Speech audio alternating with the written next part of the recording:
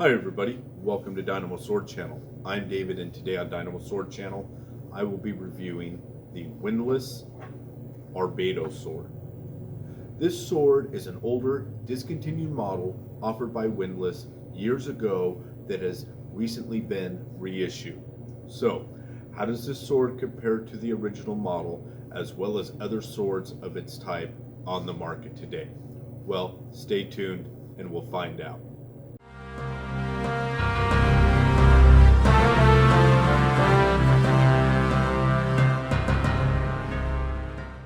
The Windlass Arbedo Sword is a direct replica of a 14th century sword housed in the Metropolitan Museum of Art in New York City. Its find place is unknown, but due to the popularity of its type at the time, could be anywhere across Europe. It gets its name from the Battle of Arbedo, where on June 30th, 1432, the Milanese forces, led by Count Francesco Busoni, soundly defeated the Swiss Confederacy who held the city. Windlass named the sword after the battle due to the presumption that swords of its type would have been prominent in the ranks of both armies.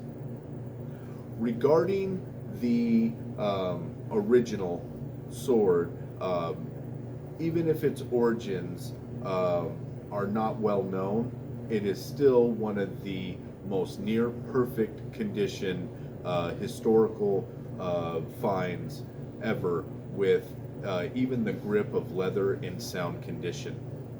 This sword is easily classified as a Type 18, or more specifically Type 18A in the Oakshott typology. The Type 18 blade type seems to have first been developed in the mid-14th century and is considered the pinnacle of the cut and thrust design of the medieval sword, balancing cutting effectiveness and thrusting capability, having a broad base that moderately tapers to an acute tip. This gives the blade much more cutting surface than the more acutely tapering types such as the 15 and 17, while still retaining an acute tip for adequate thrusting. What really sets the Type 18 apart is its pronounced diamond cross section, featuring a strong center ridge, making it a rigid thrusting blade, but also allowing a broad body for cutting. Many of the type also feature a unique hollow ground cross section, making the central ridge more pronounced, but also making the body of the blade convex down to the edge. It seems the Type 18 was a very popular blade type of the medieval period, as the type was used extensively across the whole continent of Europe and is the longest used blade of the typology, seeing use for nearly 5 centuries from its development in the mid to late 14th century all the way into the later 17th and early 18th centuries. It also is unique for having the most subtypes of any other blade type of the Oakshott typology, with 5 variants of the type. The Arbedo, as mentioned earlier, fits into what is known as subtype 18A of the typology. What distinguishes the A subtype is similar to other subtype A's in the typology, being of hand and a half to two-handed in length compared to the single-handed main 18. It also has been discussed that the Arbedo would fit well into the 18C subtype due to its broader blade profile, a specific trait that designates swords of the subtype C. Though I feel that the Arbedo replica and the historical sword better fit in the subtype A, as it doesn't have another trait that designates a sword to subtype C, which is a long sword or war sword proportion in the grip and blade length. As it has a shorter arming sword length blade and hand and a half grip, I would still consider the Arbedo a Type 18A.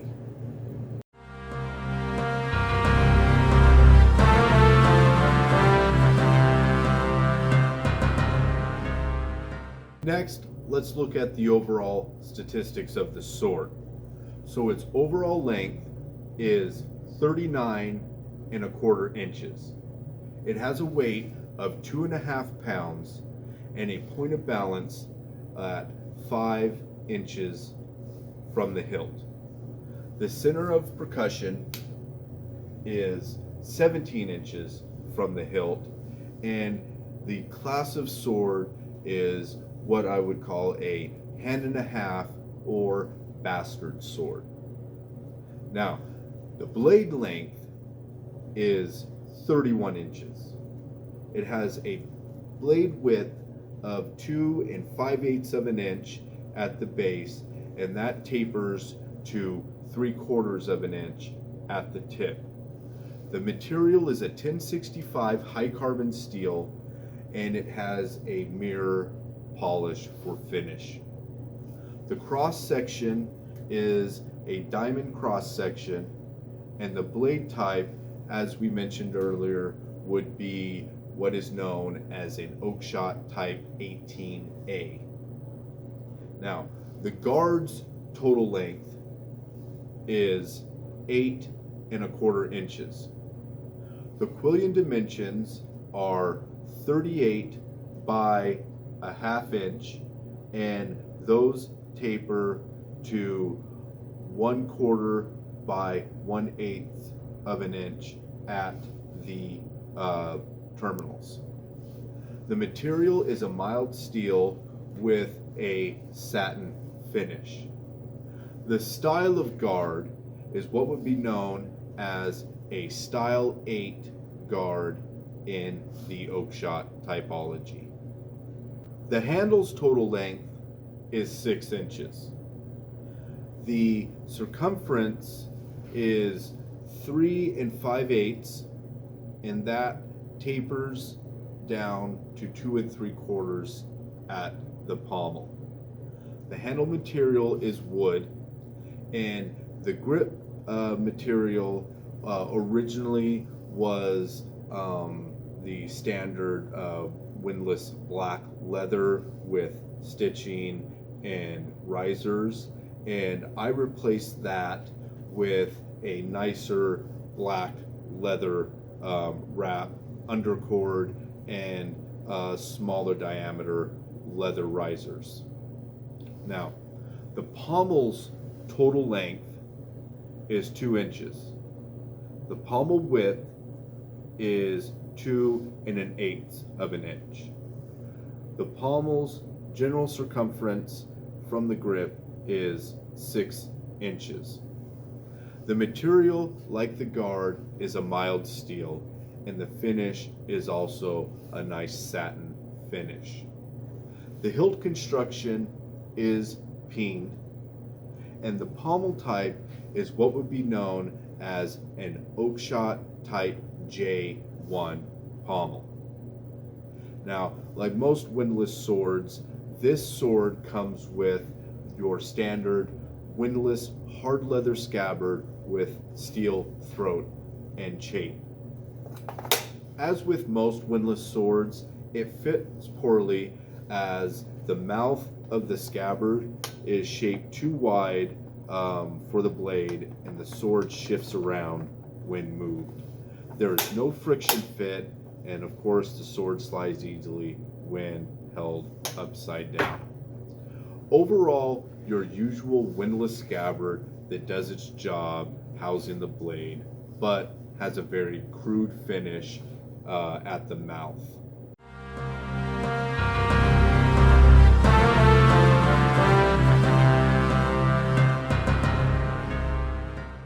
Overall, this is, in my opinion, one of the best swords Windlass has offered, and I am very happy these were reissued and made available after such a long time. The blade is well forged and shaped with a quality heat treatment made apparent by its rigidity and flexibility. The polish is your typical windlass mirror polish, and it is done well and finished evenly. The blade was sharpened in-house by Cult of Athena, who ordered the reissue, and it is even and well done. The guard is finely cast and a nice replica of the original. It lacks the refinement of the original, though, as its rounder shape doesn't really feature the crisp lines seen on the original or even other detailed style 8 guards in history. The handle is very well done and is of good proportion and shape. It has a nice waisted shape that mirrors the original. Unfortunately, the original grip material was lacking, as it was the typical cheap windlass black leather and had some really crude, poorly placed hemp risers. I've seen these type of hemp risers on other windlass swords, and just overall they're just kind of ugly, and they don't really glue them right, so they never really fit right and tend to shift. As mentioned, and as you can see, I replaced the original grip wrap with a nice black leather wrap with 1mm leather cord risers, and then of course did a linen under wrap, which makes it feel much more comfortable, and I feel makes it look much more aesthetically pleasing. The pommel, like the guard, is nicely cast and of good proportion to the sword. Oddly enough, it is not the right pommel type, as the original sword has a type I pommel, while the Arbedo has, as I mentioned, a type J1 pommel. Both are wheel pommels, but differ, as a type 1 features a more beveled body, while the type J, as you can see, is flat with a raised disc in the center. Though the type J1 is not accurate to the original, it is still a nicely made pommel and fits this sword well. Overall, it's hard to find fault with this sword, as its design, weight, and balance are near perfect. This says a lot, especially for its $300 price point. It just goes to show how well designed swords of the Type 18 are. The handling is great, and transitioning from one hand to two is very fluid. Everything is nice and tight, and the sword feels very durable and strong. Honestly, I really can't find fault with this model by Windlass. It just looks and feels that good. A few other similar options, if you are not able to find this specific sword, are the new released Cold Steel competition cutting sword and the Windlass Arbedo Sword. The Cold Steel is basically the same sword as the Arbedo, featuring the same blade and guard, but with a longer grip and style T5 pommel.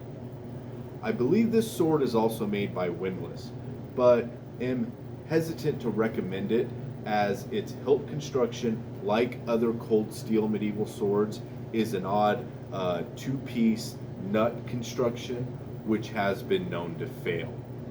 Why they opted for this construction method is rather questionable for sure, and potentially detracts from its functional use compared to the Arbedo. The Arbedo is based on another historical sword of the type 18A and is very similar in design to the Arbedo. It differs by featuring a slightly thinner and longer blade and more pronounced midridge than the Arbedo.